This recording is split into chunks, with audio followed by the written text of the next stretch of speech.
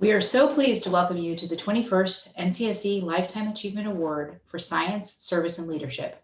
This award is given annually to an individual or group of individuals in recognition of their exceptionally meritorious contribution to science and the environment. With this recognition, we honor those who have made a significant impact to our community through research, education, diplomacy, or innovative technologies. Past recipients include prime ministers, distinguished professors, and renowned scientists. Today, we are thrilled to award the NCSE Lifetime Achievement Award to two outstanding recipients, Dr. Warren Washington and Ms. Christiana Figueres, both leaders who have transformed how the world grapples with climate change. Warren Washington's groundbreaking climate modeling has fundamentally transformed our understanding of the global climate system. His work laid the foundation for the U.S. Global Change Research Program, which today facilitates coordination across 13 federal agencies to maximize efficiencies in federal global change research. He pioneered the field of climate modeling in the 1950s and 60s, back when it took a computer more than a day to calculate just one day into the future. And as an African-American scientist who began his career at a time when many academic institutions were still segregated, he charted a path through his leadership, vision, and support for many Black and brown scientists to follow. Christiana Figueres, in her previous role as the Executive Secretary of the United Nations Framework Convention on Climate Change, the UNFCCC, brought together national and subnational governments, corporations, activists, financial institutions, and NGOs to jointly deliver the historic Paris Agreement on Climate Change, in which 195 sovereign nations agreed on a collaborative path forward to limit future global warming.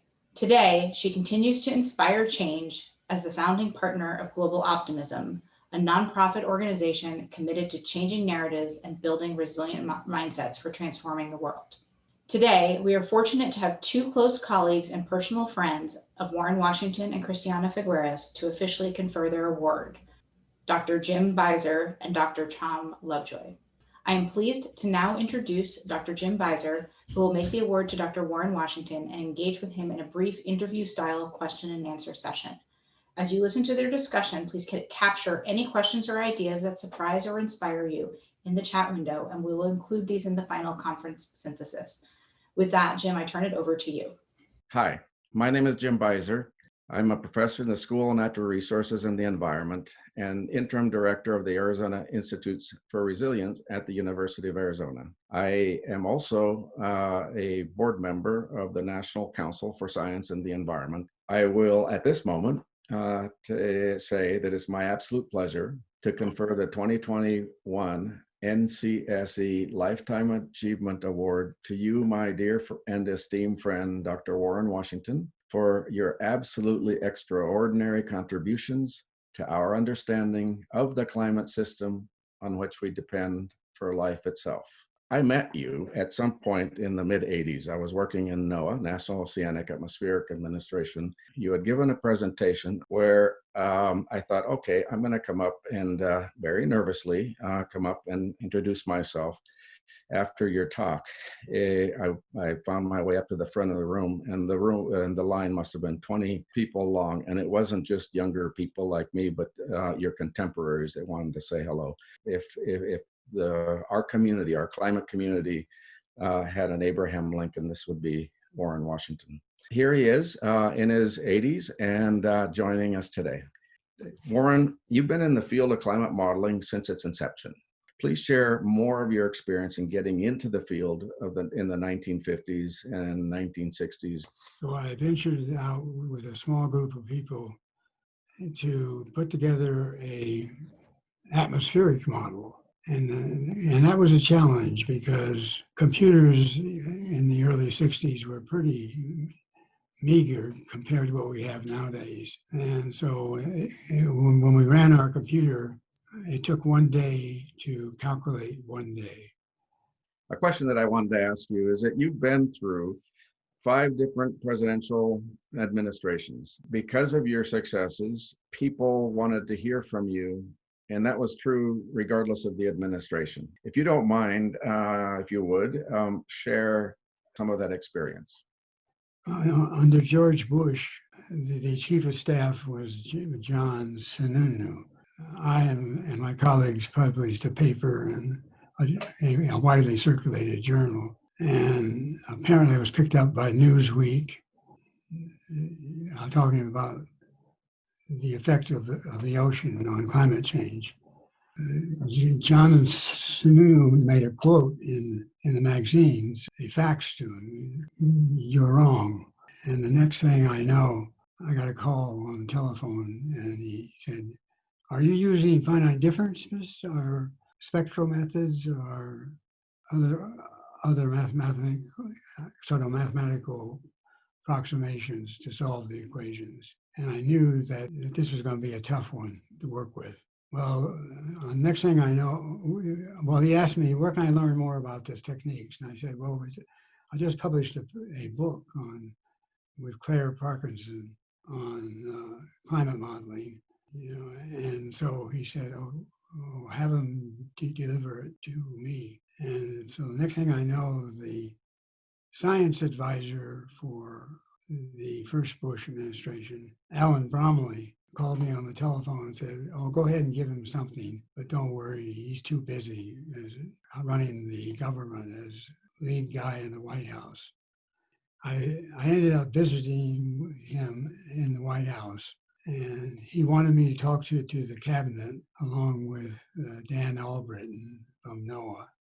But I was proud of the fact that at the end of the talk, that there was a discussion and where Alan Bromley, the science advisor at that time, asked each of the agency heads and department heads, "Do you support putting together a global change research program?" And they all agreed.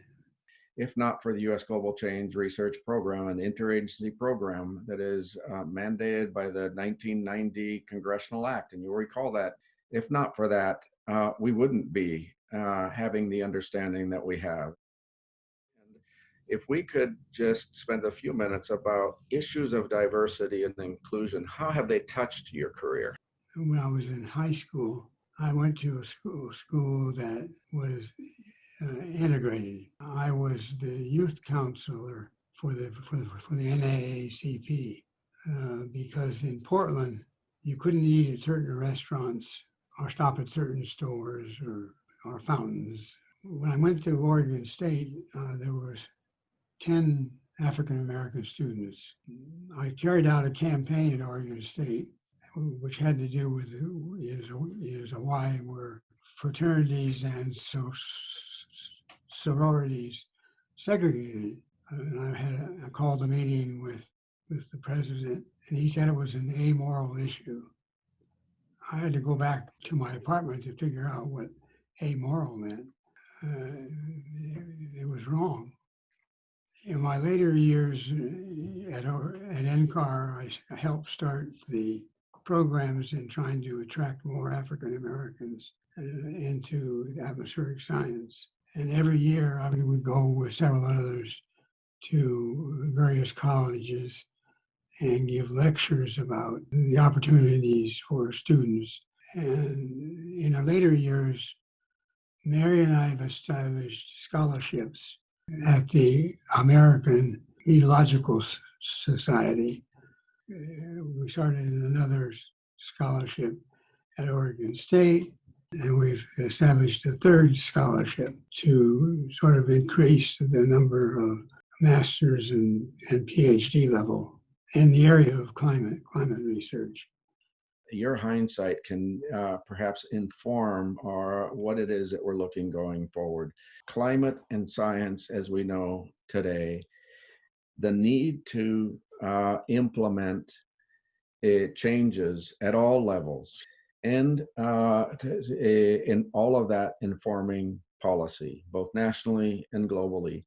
Given the challenges that you've faced, how would you advise us to think about that challenge so that we can make the most impact? When an opportunity comes, you take advantage of it. We can contribute to the fields of the environment or climate in many different ways. We as scientists have a responsibility to inform the public about possible harm. On this planet, it is very important for us all. And we ought to take measures to control more of the negative aspects of climate change, turn them into positive things.